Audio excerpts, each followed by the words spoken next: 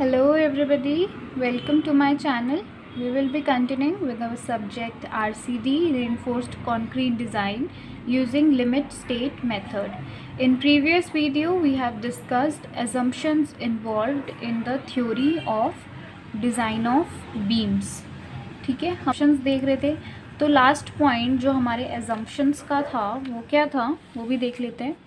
Last में हमने कहा था इन LSM XU limiting can be found out by representative strain curve.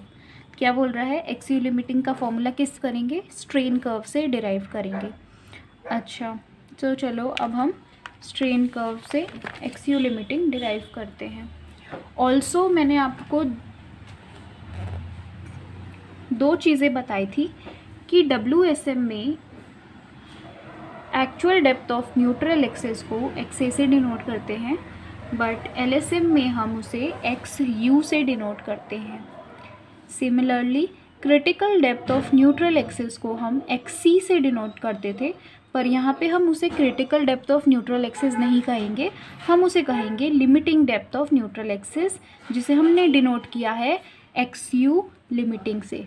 ठीक है, ये दोनों चीज़ें ध्यान में रखना. तो चलो हमें क्या करना है, XU लिमिटिंग के लिए फॉर्मूला डिराइव करना है यूजिंग स्ट्रेन कर्व. ठीक है, तो सबसे पहले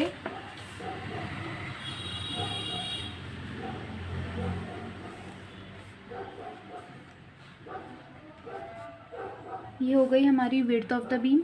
मैं cross section of the beam draw कर रही हूँ. ठीक है, यहाँ पे आ जाएगी हमारी रीइंफोर्समेंट.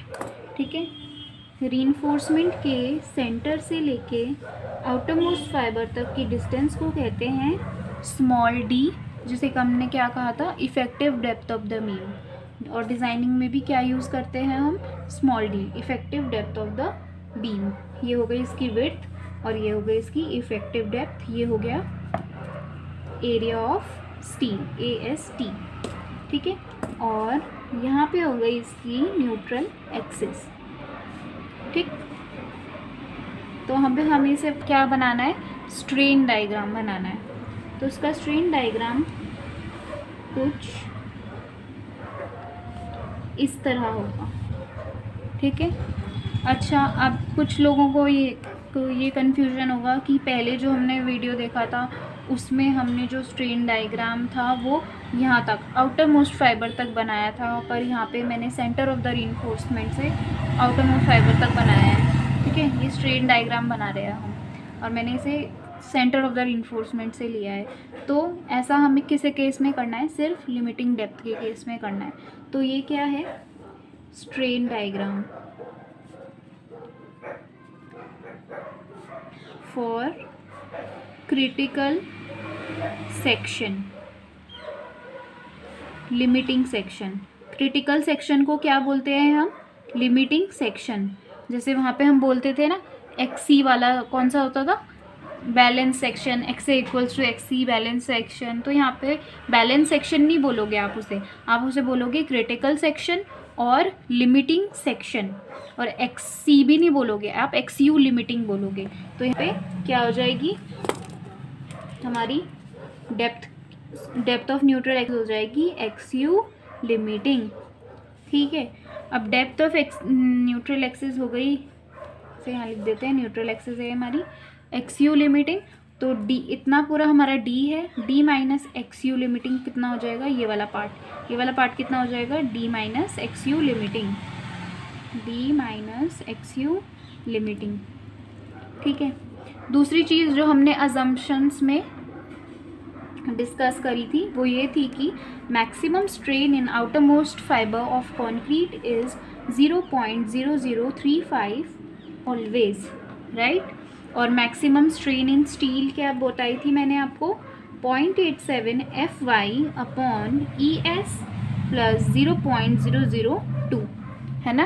प्रीवियस वीडियो में हमने अजम्पशंस डिस्कस करे थे, उसमें हमने काफ़ी क्लियरली डिस्कस किया था कि LSM में आउटर मोस्ट फाइबर में, कॉन्क्रीट के आउटर मोस्ट फाइबर में मैक्सिमम स्ट्रेन ली जाती है 0.0035 और यहाँ स्टील के केस में 0.87 FI अपॉन ES प्लस 0.002.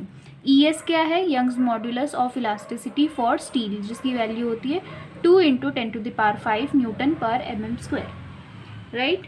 अब हमें क्या करना है, हमें बनाना है, हमें फॉर्मूला डिराइव करना है। तो हम सेम जैसा हम WSM में करते आ रहे हैं इसमें भी वही करेंगे।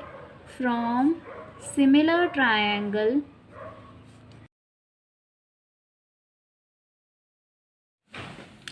सॉरी हमारा इसके आगे का पार्ट रिकॉर्ड नहीं हो पाया, तो मैं आपको फिर से बता देती हूँ। From similar triangle property, similar triangle की प्रॉपर्टी क्या कहती है, जो भी दो ट्रायंगल सिमिलर है उनकी जो साइड्स होती हैं वह प्रपोर्शन में होती है। प्रपोर्शन में कैसे होती है, ये दो साइड्स प्रपोर्शन में होंगी और ये दो साइड्स प्रपोर्शन में होंगी। तो हमने क्या कर दिया, d minus XU limiting divided by XU limiting equals to 0.87 FY upon ES plus 0.002 divided by 0.0035। ठीक है, ये तो हम बचपन से ही पढ़ते आ रहे हैं सिमिलर ट्रायंगल प्रॉपर्टी, तो आपको ये पता होंगी। तो बस मैंने क्या करा, d by XU limiting, XU limiting by XU limiting कर दिया, और यहाँ से टर्म्स सेम रही, तो ये यहाँ से कैंसिल होके यहाँ पे +1 हो गया। ठीक है, इतना समझ आया। तो अब ये टर्म्स क्या बन जाएंगी, d upon XU limiting is equal to 0.87 FY upon ES plus 0.002 plus 0.0035 divided by 0.0035। d by XU limiting is equal to, इसको ऐड कर देते हैं, 0.87 FY upon ES plus 0.0055 divided by 0.0035। अब क्या करेंगे, इन्वर्स द रिलेशनशिप। ठीक है, इस रिलेशनशिप को आप बस इन्वर्स कर दो XU लिमिटिंग को के लिए फॉर्मूला डिराइव करने के लिए। ठीक है, तो क्या हो जाएगा, XU limiting divided by d equals to 0.0035 divided by 0.87 FY divided by ES plus 0.0055। यहाँ तक तो किसी को प्रॉब्लम नहीं होगी। ठीक है, बस हमने इन्वर्स किया। अब मैंने आपको क्या बताया था, ES क्या होता है, ES होता है Young's modulus of elasticity for steel, जिसकी वैल्यू होती है 2 × 10⁵ न्यूटन पर मीटर स्क्वायर। ठीक है, तो हम इसकी वैल्यू इस इक्वेशन में पुट कर देते हैं। XU limiting divided by d equals to 0.0035 divided by 0.87 FY upon 2 × 10⁵ plus 0.0055। यहाँ तक क्लियर हो गया। अब हमने क्या करना है, बस हमें फॉर्मूला ही डिराइव करना है। ऊपर की टर्म्स सेम रही, हमने बस अब LCM ले लेंगे। ठीक है, LCM ले लेते हैं। कुछ इस तरह से हो जाएगा LCM लेके, है ना। तो यहाँ पे क्या बन जाएगा, ये terms XU limiting divided by d equals to 0.0035 into 2 × 10⁵ upon 0.87 FY plus, अच्छा इसको मैं मल्टीप्लाई करके देख लेती हूँ कितना आ रहा है, 0.0055 इंटू 2 × 10⁵, तो ये आ रहा है 1100। तो ये कुछ इस तरह का बन रहा है। ठीक है, और ऊपर भी देख लेते हैं कितना बन रहा है, 0.0035 इंटू 2 × 10⁵, तो ये बन रहा है 700। ठीक है,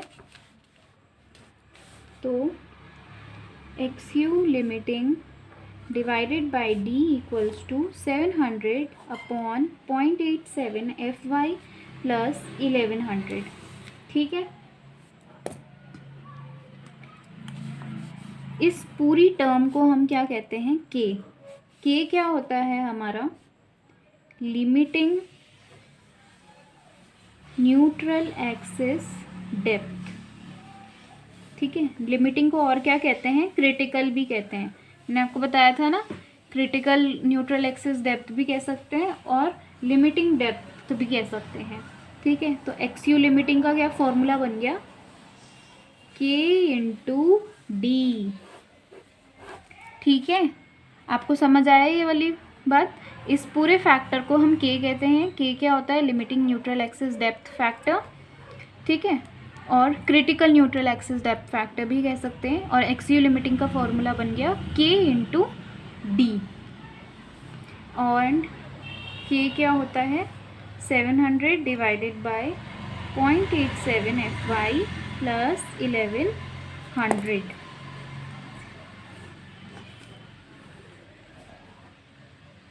ठीक है, यहाँ तक आपको समझ आया। हमने कुछ नहीं किया, हमने इसका स्ट्रेन डायग्राम ड्रॉ करा, सिमिलर ट्रायंगल प्रॉपर्टीज़ लगाई। ये सब तो आपको पहले से ही पता था, राइट। सिमिलर ट्रायंगल प्रॉपर्टीज़ लगाई, इसका बस एलसीएम लेके ऐड करा, फॉर्मूला ये हम डिराइव कर रहे हैं और बस हमारा ये फॉर्मूला बन के आया एक्सयू लिमिटिंग के लिए। ठीक है, देख रहे हो। अब मैंने क्या बोला, k equals to 700 divided by 0.87 FY plus 1100। तो हम ना अब देखते हैं values of limiting neutral axis depth factor k। ठीक है, ये k किस पे डिपेंड करता है, FY पे। FY क्या होता है, strength of steel, characteristic strength of steel. मैंने बताया था ना, स्टील में 0.87 FY होती है परमिसिबल स्ट्रेस, है ना, परमिसिबल स्ट्रेस होती है। और ये 0.87 FY होती है परमिसिबल स्ट्रेस। और FY क्या होता है, कैरेक्टरिस्टिक स्ट्रेंथ ऑफ स्टील। तो ये FY पे डिपेंड करता है। ठीक है, तो अगर जैसे आपको FE 415 के लिए K की वैल्यू निकालनी है तो आप क्या करोगे, यहाँ पे 415 लिख दोगे। FE 500 के लिए यहाँ पे 500 लिखना पड़ेगा। तो उसी तरह से K की हमें वैल्यूज़ गिवन है, ग्रेड ऑफ स्टील और वैल्यू ऑफ K, है ना। FE 250 के लिए बता देते हैं, FE 415 और FE 500। ठीक है, तो FE 250 के लिए इसकी वैल्यू होती है 0.53, FE 415 के लिए इसकी वैल्यू होती है 0.48 और FE 500 के लिए 0.46। ठीक है, अगर आपको समझ नहीं आया है तो चलो मैं बता ही देती हूँ कैसे आया ये।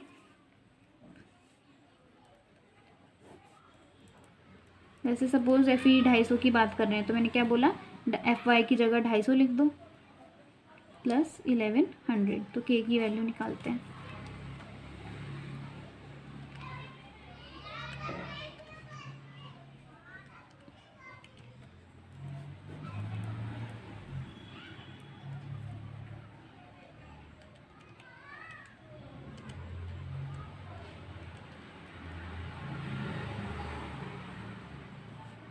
देखो क्या वैल्यू आई, 0.353, है ना। K की वैल्यू आ गई 0.53।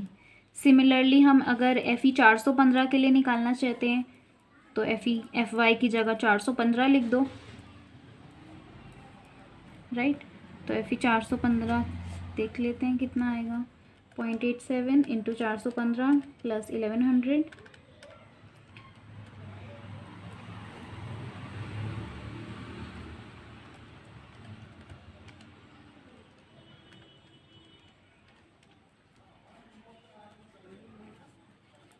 तो ये देखो कितनी आ गई वैल्यू, 0.479 है। तो उसे हम क्या लेके चलते हैं, 0.48। सिमिलरली आप FE 500 के लिए भी कर लेना, आपको समझ आ जाएगा। ठीक है, कुछ नहीं है, बस ये K का फॉर्मूला था।